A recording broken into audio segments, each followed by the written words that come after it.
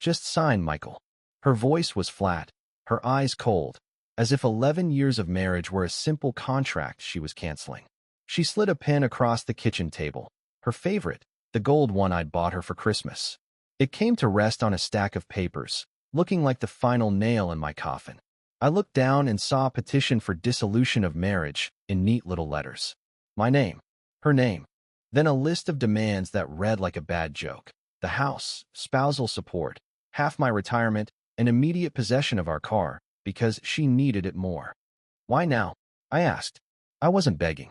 I just wanted to understand what changed. She leaned on the counter like she owned the whole kitchen, the whole night, the whole story. Because I found someone better. Someone who knows what he wants. My chest felt tight and empty at the same time. Who is he? She gave a small, sharp smile I'd never seen before, one that didn't belong on her face. Not your concern. She collected her purse, took her time putting on her jacket, and walked toward the door. Before she left, she turned back. Please don't make this ugly, she said. It's already up for. The door slammed. The house shook. I sat alone with those papers and that gold pin and a silence that felt heavier than grief. I didn't sign. I couldn't. It wasn't pride. It was instinct. Something was off. The timing. The bold demands. Her smugness. It felt rehearsed, like a scene she practiced in a mirror.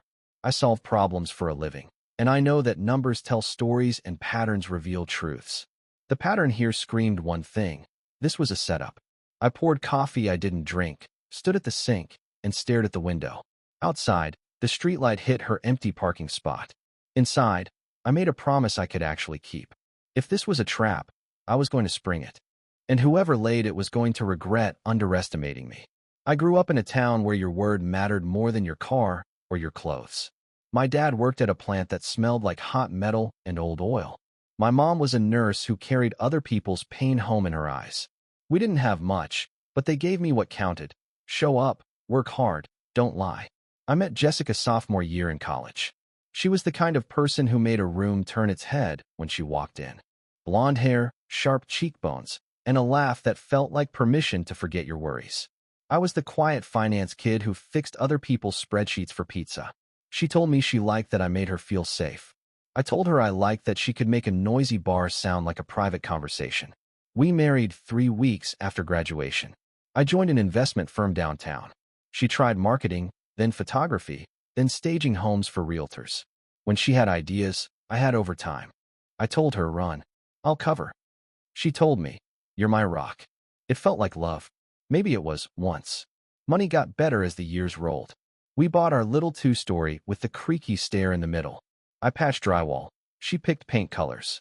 We didn't have kids. It wasn't a plan, it just never happened. She said, maybe someday. I said, okay, someday. Around year 9, a distance grew between us. It wasn't about fights, it was just empty air where there used to be connection. She started dressing up for girls' nights, the kind that started at 8 and ended after 2. Her phone face down on the table. Her smile a little too bright when she said, don't wait up. I told myself I was being paranoid. People grow. We were busy. I was tired. I remember the first time I saw that gold pen. She said her friend gave it to her for helping with a launch party. I teased her. Since when do friends buy expensive pens? She rolled her eyes and changed the subject. I let it go. That's the thing about trust. You hand it over once and expect it back every night like your car keys, never thinking someone might be driving it somewhere they shouldn't. The night she asked for a divorce, I wasn't heartbroken. Not at first. I was confused. And the confusion turned into a slow, steady flame that warmed me enough to stay calm. I didn't want to destroy her. I wanted the truth. But sometimes the truth is a demolition charge. You just don't know it till it blows. The next morning, I brewed coffee like a robot, packed my laptop, and went to work. The firm's lobby smelled like cedar and ambition.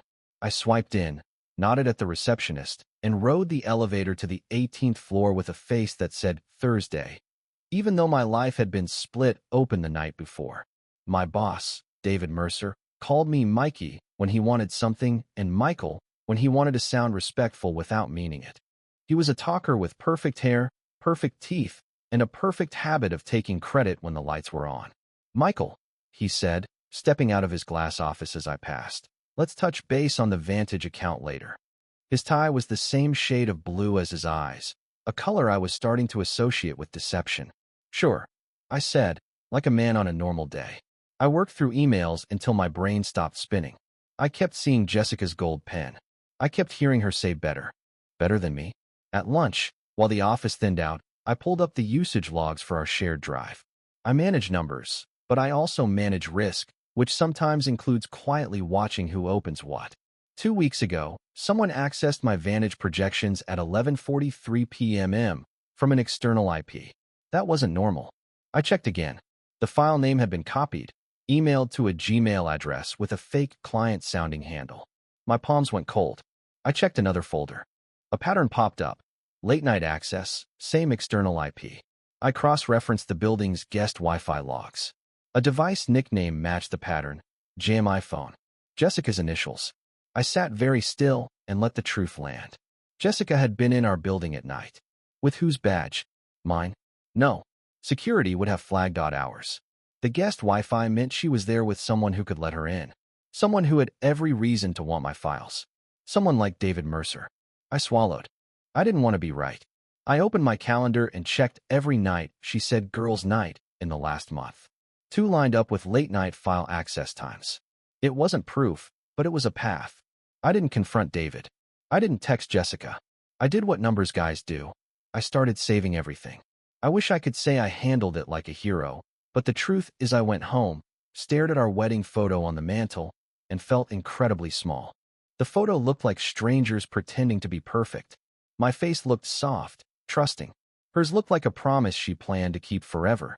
I sat on the edge of the couch and asked the living room questions it couldn't answer. How long? Why him? Why my job? Was I blind? Or did I just not want to see? The house creaked. The fridge hummed. I felt anger rise, then fall, leaving me hollow. I thought about calling my dad. He'd say, "Son, stand up straight." I thought about calling my mom. She'd ask if I'd eaten. I didn't call anyone. I didn't call anyone, because shame is a quiet thing that seals your lips. Jessica came in close to midnight. Perfume. Laughter still in her voice from wherever she'd been. She didn't look surprised I was awake. She didn't look at me at all. Really? Did you sign? She asked, dropping her keys in the bowl we bought together at a street fair. The bowl suddenly looked like it belonged to someone else. Not yet, I said. Her face didn't change. This doesn't have to be messy, she said, and headed upstairs. I slept on the couch. I stared at the ceiling and counted the blades of the fan, like a kid trying not to cry. Morning came gray and damp. I showered too long. I tied my tie twice. At work, I kept my head down and built a list. Texts to screenshot, file logs to copy, camera footage to request from building security, a lawyer to call. I wrote, "Do not confront. Not yet," on a sticky note and stuck it under my keyboard. At lunch, I walked by the river to burn the panic out of my chest. A gull screamed at a chip bag. I thought about every time I said, "I've got us," and how she must have heard, "I've got a target on my back." The thing about anger is it either eats you or fuels you. That afternoon, I decided to eat back. I opened a new folder and named it Insurance. Then I started filling it. Small wins look boring on the outside. On Friday, I went to building security with a polite request and a box of donuts. We had some suspicious after-hours access near our floor. I said, "Mind if I review the visitor logs for the last month?" The guard, Larry, had Red Sox stickers on his mug and a habit of talking about his grandkids. He let me scroll through footage on a second monitor while he told me about Little League. 3 nights lit up like flares. 10:58 p.m., 11:37 p.m., 12:04 a.m. Jessica, in a trench coat, hair tucked up, slipping out of the elevator beside David Mercer. They didn't touch in the lobby. They didn't have to. The space between them told the story. "Need any clips?" Larry asked. "Yes," I said too softly. "Please." I saved them to a drive and thanked him. At home, I opened the drive with shaking hands. Part of me still hoped I was wrong. But hope is not a strategy. I watched them walk side by side, talking like a couple leaving a movie, stepping into the night I used to believe was ours. I didn't cry. I didn't throw anything. I made 3 copies of the video and put the drive in a sock under the bottom drawer of my dresser like a teenager hiding cash. The small win built a bigger plan. I called a family lawyer Saturday morning. Her name was Nora Diaz, voiced like a scalpel. I explained everything without drama. She listened, asked precise questions, and then said, "Do not confront. Gather. Document. We'll control the timeline." "I can't lose my job," I said. My voice cracked on the last word, and I hated it. "You won't," she said. "But we're not just protecting your job. We're protecting your future." For the first time in days, my lungs loosened. That night, I slept in the guest room. Jessica didn't ask why. Sunday, I copied our financials, photographed her jewelry and handbags, and quietly turned off a couple of streaming services in my name. It felt petty. It also felt like the first brick in a wall I planned to stand behind when the storm arrived. Storms don't ask permission. Monday hit hard. At 9:17 a.m., David sent me a calendar invite labeled Vantage Strategy, Executive Review. The room number told me it was the board conference room, not our usual fishbowl. My stomach dropped. Nora's voice echoed in my head. "They might try to push you out before you can push back. Stay calm. Record everything you legally can." I walked in at 2 p.m. sharp. David sat at the head, jacket off, sleeves rolled. 3 board members lined one side. HR sat near the door with a folder that looked too thick. "Michael," David said, friendly fake. "We've been reviewing concerns about your performance on Vantage. Some irregularities." I kept my face neutral. "What irregularities?" He clicked a slide. My projections appeared, but the numbers were wrong. I knew those spreadsheets like my own phone number. These had been tweaked to make my risk model look reckless. On another slide, there were emails, my email address, with language I would never use. Promises I would never make. The trap snapped shut. I felt heat crawl up my neck, but I didn't speak yet. One board member cleared her throat. "This is serious, Michael." David did a sad puppy look. "We wanted to handle this quietly." HR slid the thick folder toward me. "We'll need your laptop. Administrative leave while we complete our review." I looked at David and, for a heartbeat, saw triumph in his eyes. If I raised my voice, if I begged, if I broke, that look would become my memory of this day. I didn't give him that. "I understand," I said. "I'll cooperate." I handed over the laptop I'd pre-cloned 2 nights ago. I stood, thanked the board for their time, and left the room like a man leaving a dentist appointment, not a career. In the elevator, my hands finally shook. I wanted to punch a wall. I wanted to sit down on the floor and be done. Instead, I texted Nora, "They're suspending me." Fabricated emails and altered sheets. She replied in 10 seconds, "Good. We control the next move. Come to my office. Bring everything." When I walked out of that building, the sky looked the way my life felt, hard, flat, and about to rain. I pulled up my hood and headed toward the one person on my side. Nora's office smelled like paper and peppermint tea. She had a whiteboard covered in neat handwriting and a plant that looked impossible to kill. She took one look at me and pushed a mug across the desk. "Here's what we do," she said. "First, we secure your employment by going over their head with evidence of misconduct. Second, we leverage that to stabilize your position in the divorce. Third, we let them destroy themselves." "I'm suspended," I said. "They have files that are altered," she cut in. "You have the originals, yes?" "I do. With metadata logs. And footage of my boss leaving the building with my wife, 3 separate nights." Her eyes sharpened. "Good. We'll need a timeline. Dates, times, access logs. We'll prepare 2 packages. One for the company's internal audit and board legal counsel, and one for your divorce case. You'll say nothing to Jessica, nothing to David, and nothing to anyone at work beyond. My attorney will be in touch." I nodded. The tea steadied me. She was a surgeon and my life was on her table. That night, the house felt like a museum of lies. Jessica was in our room when I got home, filing her nails, scrolling her phone. "How was work?" she asked, eyes on the screen. "Eventful," I said. I wanted to say more. I wanted to ask if it was worth it. Instead, I showered, ate cereal in silence, and emailed Nora everything she asked for. The untouched spreadsheets with timestamps, the guest Wi-Fi logs, the security clips, and a list of Jessica's girls' nights, matched against after-hours system access. 2 days later, Nora filed a motion to preserve electronic evidence in the divorce, including Jessica's devices. At the same time, she sent a sealed packet to the firm's board legal team. My originals, their alterations, the access trail, and a simple question: who benefited from sabotaging your employee's work product? I spent the next 48 hours alone with my thoughts. I remembered Jessica's first apartment smell like vanilla candles. I remembered David calling me partner material last December. I realized the story I told myself about my life was broken. But underneath the rubble, I found a clear thought. I wasn't trying to win her back. I was trying to win myself back. So I made a list of what that meant. Dignity, truth, and a plan that didn't involve yelling. Then I sharpened it. Rebellion isn't loud at first. It's methodical. Nora coordinated a forensic review with the board's outside counsel. The firm brought in a third-party audit team. I was invited to a clarification session on Zoom with my attorney present. David was not on the invite. That told me the board wasn't buying his sad puppy routine anymore. On the call, I shared screen and walked them through my version history. I showed the exact timestamp my file was last edited by me. Then I pulled up server logs showing a different device accessing the document after hours.